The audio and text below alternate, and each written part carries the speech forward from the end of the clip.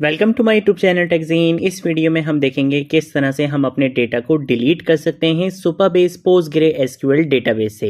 Last video में हमने देख लिया था कि किस तरह से हम अपने डेटा को अपडेट कर सकते हैं सुपरबेस पोस्टग्रे एसक्यूएल डेटाबेस से। इन सारे इंपॉर्टेंट कॉन्सेप्ट्स को हमने लास्ट वीडियो में डिस्कस कर लिया था। अगर आप लोगों ने प्रीवियस वीडियो नहीं देखी है या इस प्लेलिस्ट को अभी तक एक्सेस नहीं किया है तो भाई जल्दी से इस प्लेलिस्ट को एक्सेस कर लो, ज़्यादा से ज़्यादा शेयर करो, क्योंकि यहाँ पर आपको बैकएंड डेवलपमेंट में चैंपियन बनाया जा रहा है विद नेस्ट.जेएस। ठीक है, तो इस प्लेलिस्ट को जरूर एक्सेस कर लो और ज़्यादा से ज़्यादा शेयर करो। इस वीडियो में क्या करना है, हमने अपने पोस्टग्रे एसक्यूएल डेटाबेस में से ये जो हमारा डेटा है, इस डेटा को हमने डिलीट करना है। तो जब भी डिलीट करना होता है किसी भी डेटा को, जैसे लेट सपोज अगर मुझे अली के डेटा को डिलीट करना है या हुजैफा के डेटा को डिलीट करना है, तो मुझे एक डिलीट HTTP मेथड बनाना पड़ेगा, एक डिलीट API बनानी पड़ेगी। और जब भी डेटा को डिलीट करना होगा तो उस डेटा की एक यूनिक ID हमें प्रोवाइड करनी पड़ेगी। जैसे अगर अली को डिलीट करना है तो मुझे 2 प्रोवाइड करना पड़ेगा कि भाई जाओ मेरे डेटाबेस में और इस आईडी का जो भी डेटा एग्जिस्ट करता है मेरे डेटाबेस में उस डेटा को डिलीट कर दो। ठीक है, तो यही काम हम यहाँ पर करने वाले हैं। हम सिंपल आएंगे अपनी सोर्स डायरेक्टरी में एम्प्लॉयज़ के अंदर और हम आ जाएंगे सबसे पहले तो सर्विस के अंदर। ठीक है, यहाँ पर आकर हम इसको इस तरह से कर लेते हैं और यहाँ पर आकर सबसे पहला काम हमने क्या करना है, बेसिकली लॉजिक लिखनी है डिलीट करने की। तो लॉजिक क्या रहेगी, सबसे पहले हम एसिंक मेथड बनाएंगे। मेथड का नाम मैंने यहाँ पे रख लिया डिलीट। आप अपने मेथड का नाम कुछ भी रख सकते हो। पहली चीज़ हमें इसको क्या देनी है, एक तो हमें इसको आईडी देनी है ताकि ये क्या करेगा, बेसिकली आईडी की बेसिस पे आपके डेटा को डिलीट करेगा। ठीक है, और आईडी की टाइप क्या रहेगी, नंबर रहेगी।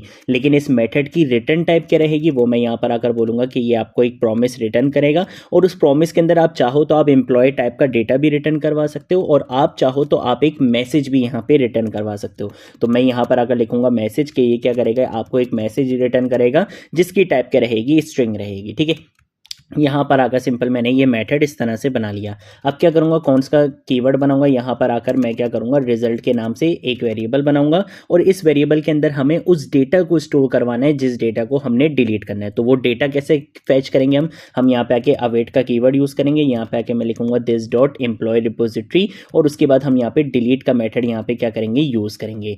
ये डिलीट का मेथड है, इस डिलीट के मेथड को हम क्या प्रोवाइड करेंगे, ID प्रोवाइड करेंगे कि भाई ये ID है, आपने क्या करना है, हमारी एम्प्लॉय रिपोजिटरी का यूज़ करते हुए हमारी टेबल में जाना है और वहाँ पर जाकर आपने एक एम्प्लॉय के डेटा को डिलीट करना है। ठीक है, अब हम क्या करेंगे, यहाँ पर आकर एक इफ़ की कंडीशन लगाएंगे और इस इफ़ की कंडीशन के अंदर मैं यहाँ पे लिखूंगा रिजल्ट डॉट अफेक्टेड। अगर इस अफेक्टेड की वैल्यू हमारे पास क्या आती है, 0 आती है, इसका मतलब है कि कोई भी डेटा आपके डेटाबेस से डिलीट नहीं हुआ। और ऐसा कब होगा, ऐसा तब होगा कि जब आपने जो ID प्रोवाइड की होगी वो ID का डेटा आपके डेटाबेस में एग्जिस्ट ही नहीं करता होगा, तभी ऑब्वियसली रिजल्ट अफेक्टेड की वैल्यू क्या आएगी, 0 आएगी कि कोई भी रिजल्ट अफेक्ट नहीं हो सका, आपके टेबल में किसी भी रॉ के ऊपर कोई ऑपरेशन परफॉर्म नहीं हो सका। ठीक है, तो उसके लिए हम यहाँ पर आकर क्या लिखेंगे, सेम वही वाला एरर थ्रो न्यू और उसके बाद हम यहाँ पर आकर नॉट फाउंड एक्सेप्शन का हम यहाँ पे यूज़ करेंगे और इसके अंदर आकर हम टेम्पलेट लिटरल्स का यहाँ पे यूज़ करेंगे। यहाँ पर आकर मैं लिख लूँगा एम्प्लॉय विद ID और ID हमारी कौन सी है, ये ID के पैरामीटर में आपको ID मिलेगी, लेकिन यहाँ पे डॉलर का साइन यूज़ करना है। तो इस तरह से मैंने लिख दिया है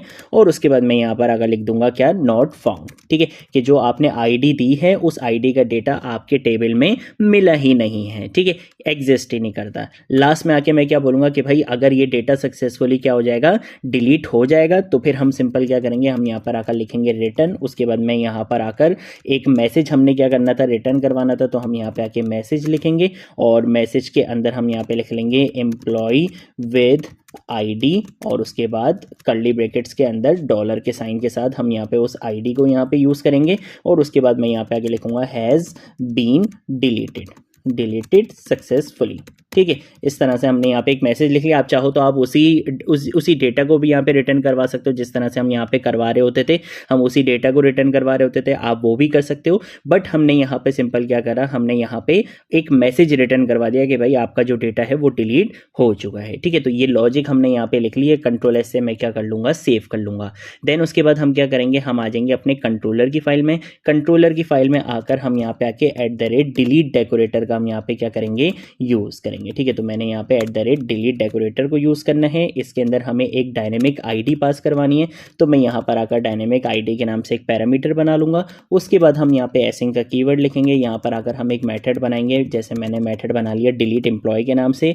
इसके अंदर मैं यहाँ पर आकर बोलूँगा हमने क्या करना है, पैराम डेकोरेटर का यूज़ करना है, ताकि हम पैरामीटर में से आईडी को फेच कर सकें। पैरामीटर का क्या नाम है, आईडी है, जिसकी आईडी की टाइप क्या रहेगी, नंबर रहेगी। वो चीज़ मैंने यहाँ पे बता दी है। और इसकी जो मेथड की रिटर्न टाइप है वो क्या रहेगी, प्रॉमिस रहेगी, कि ये आपको एक प्रॉमिस रिटर्न करेगा। और उस प्रॉमिस के अंदर हमारे पास क्या आ रहा होगा, एक मैसेज आ रहा होगा। ठीक है, तो मैंने यहाँ पर आकर मैसेज की प्रॉपर्टी का यूज़ करना है, जिसकी टाइप क्या रहेगी, स्ट्रिंग रहेगी। ये मैंने यहाँ पर आकर क्या कर लिया है, एक मेथड बना लिया है।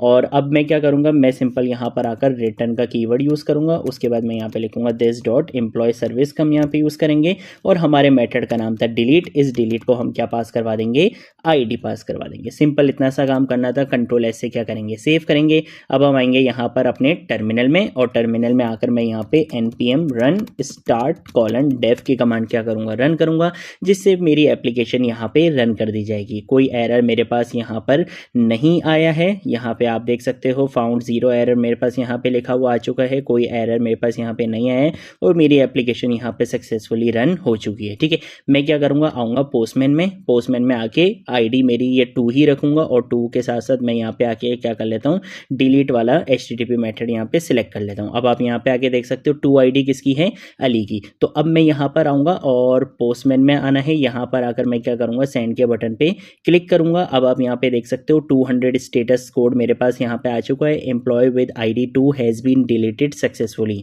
अगर मैं यहाँ पर आता हूँ और यहाँ पर आने के बाद मैं क्या करता हूँ, बेसिकली इसको एक बार रिफ्रेश करता हूँ, तो अब आप यहाँ पे देख सकते हो कि वो जो अली वाला डेटा था वो यहाँ से डिलीट हो चुका है। 1 आईडी आ रही है, उसके बाद डायरेक्टली 3 आ रही है और 4 आ रही है। ठीक है, फरजीन, हुज़ैफा, फहद, लेकिन जो अली वाला डेटा था वो हमारे डेटाबेस से डिलीट हो चुका है। तो इस तरह से बेसिकली आप क्या कर सकते हो, अपने डेटा को डिलीट कर सकते हो अपने सुपरबेस पोस्टग्रेसक्यूएल डेटाबेस से। और वो जो रॉज अफेक्टेड वाली जो लॉजिक हमने लगाई थी उसको भी हम टेस्ट कर लेते हैं। कि जैसे लेट सपोज अगर मैंने यहाँ पे कोई ऐसी आईडी दे दी 23 दे दिया जो एग्जिस्ट ही नहीं करता, सेंड के बटन पे क्लिक करूंगा तो देखो employee with ID 23 not found. ठीक है, इसने यहाँ पर आपको ये मैसेज दे दिया है, एरर स्टेटस कोड वगैरह 404 वाली सारी चीज़ें आपको यहाँ पे मिल चुकी हैं। क्योंकि ऑब्वियसली रॉज अफेक्टेड क्या रहा, आपका 0 रहा, क्योंकि आपके डेटाबेस में कोई भी रॉ अफेक्ट नहीं हो सकी इस ऑपरेशन के बाद, क्योंकि जिस डेटा को आप डिलीट करना चाह रहे थे वो डेटा बेसिकली एग्जिस्ट ही नहीं करता। तो देखो इसने यहाँ पे आपको दे दिया employee with ID 23 not found.